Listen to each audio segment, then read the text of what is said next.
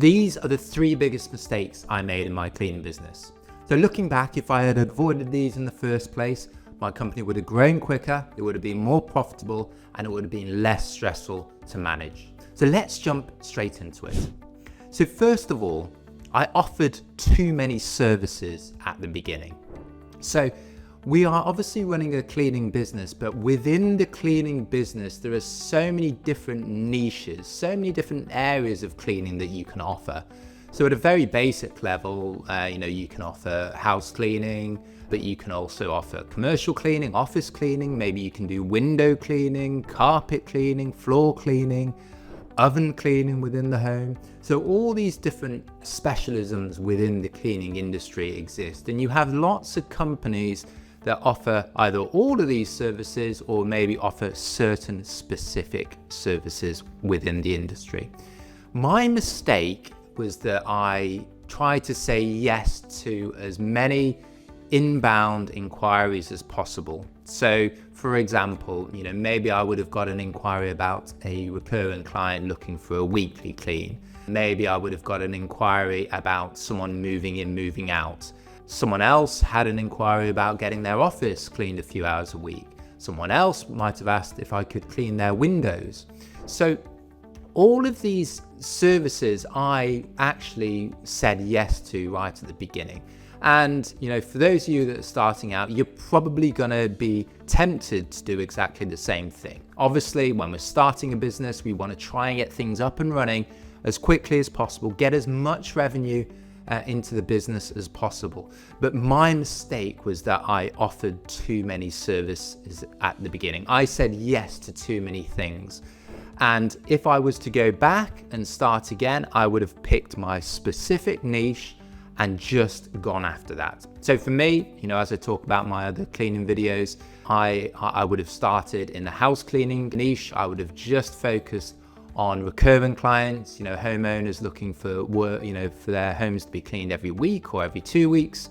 That would have been where I would have focused. I would have said no to move and move outs. I would have said no to office cleaning, no to window cleaning, no to carpet cleaning. And the reason why I would have done this would be that it is much easier to become very good at a specific service type than offering lots of different services and trying to maintain those high levels across those different services. Because, as you can imagine, there is a skill behind, cleaning windows. You need specific equipment, specific kit. Your staff need to be trained in specific ways. And that is different to someone who is, a homeowner who's looking to get their home cleaned every week. Tidying is more important, how you make up the bed, cleaning bathrooms. So you can imagine that the staff who are cleaning homes on a weekly basis probably have very different experience and expertise to someone who is cleaning windows. So by completely narrowing down on a specific service type, it allows you to get much, much better. And as I talk about on many of my other videos on this channel, the quality is ultimately where you want to be. You want to try to maximize the quality of your service. It is far more difficult for other cleaning companies to try and compete with you if the quality of your service is that much higher. A high quality service allows you to charge more prices. It will allow you to generate more profits, and ultimately you can reinvest and grow your business quicker. So do not offer too many services at the beginning. Pick your niche, stick to it, and you'll find that the company grows that much more quickly. Point 2, the second mistake I made was thinking that the client is always right. And it's partially related to the first point. I wanted to say yes to as many client requests as possible. You would get some clients that would just say, okay, I've got a 3-bedroom, 2-bathroom property. I want it cleaning every week. What is your price? Fine. Yep, let's book you in. Let's get started. Then you would get other clients who would be, would send through a checklist. We want all these things doing. We want the kids' room made in this way. We want the beds to be made in this way.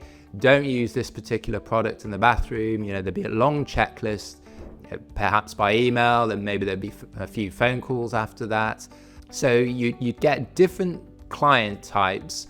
And one of the mistakes that I made was that I said yes too many times. I tried to please the clients as much as possible. I would try to, particularly with these needy clients, the higher maintenance clients, I would try to say yes to everything. We would resend cleaners back, we would get money off, we would spend long amount of time back and forth in email, discussing feedback after cleans.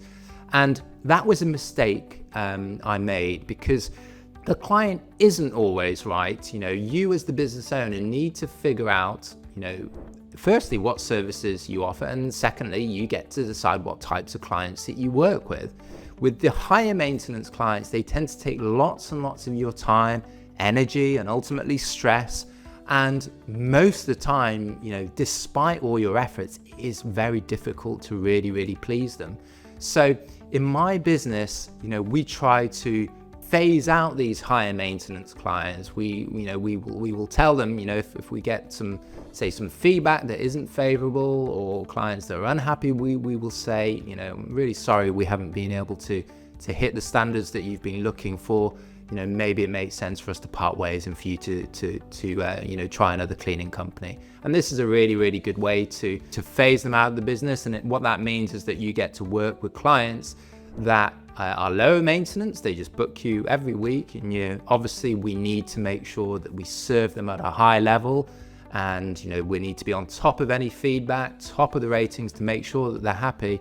But generally, we want happy clients that don't take us a huge amount of time, that we are happy to serve, that our cleaners are happy to clean for. And again, this means that we just take far less time to manage this client base, and it allows us to grow the business that much more quickly. We can spend any time, any free time, working on things like marketing, or maybe investing in better recruitment and things like that. So the client isn't always right. You need to figure out what clients that you want to serve, and you need to figure out which clients you need to phase out of the business. Again, if we focus it on this way, we will save ourselves time, and we will ultimately grow the business. There'll be less time required to manage those clients, and it will just be that much less stressful. So thirdly is on hiring. So the third mistake I made was hiring for experience rather than attitude. So in the very early stages of my business, I thought that, our niche or our edge was that we wanted to bring 5-star hotel cleaning into people's homes. So all the little touches, maybe chocolates on the pillows, the way they made the beds, the way they made the toilet rolls, and all those types of things that you would see in a 5-star hotel. I wanted to bring that into the home. So a big focus for me was wanting to recruit cleaners who had 5-star hotel experience. And, we were very lucky that, we were based in a large city where there was a pool of that type of labor. So whenever I got these applications through, or CVs through, and if I saw someone had been, say, a supervisor at the Hilton for 10 years, that would on paper be a great hire, particularly if we compare that to, say, someone who had maybe 2 years experience cleaning some of their own client homes. However, what I've come to realize over the years is that experience is far less important than attitude. So what do I mean by that? So we could have a 10 years 5-star hotel experience cleaner on our books, but if they are very difficult to work with, maybe they take client feedback very badly. If there's bad feedback, they might get very defensive. Maybe they don't agree, and maybe they don't change and don't try to improve on their cleaning. That would be an example of someone that is quite hard to manage. Or maybe there is a cleaner that it tends to be late quite often for their jobs. Maybe not a huge amount, maybe 5-10 minutes, but it's pretty consistent. There always seems to be excuses or other reasons why it's happened.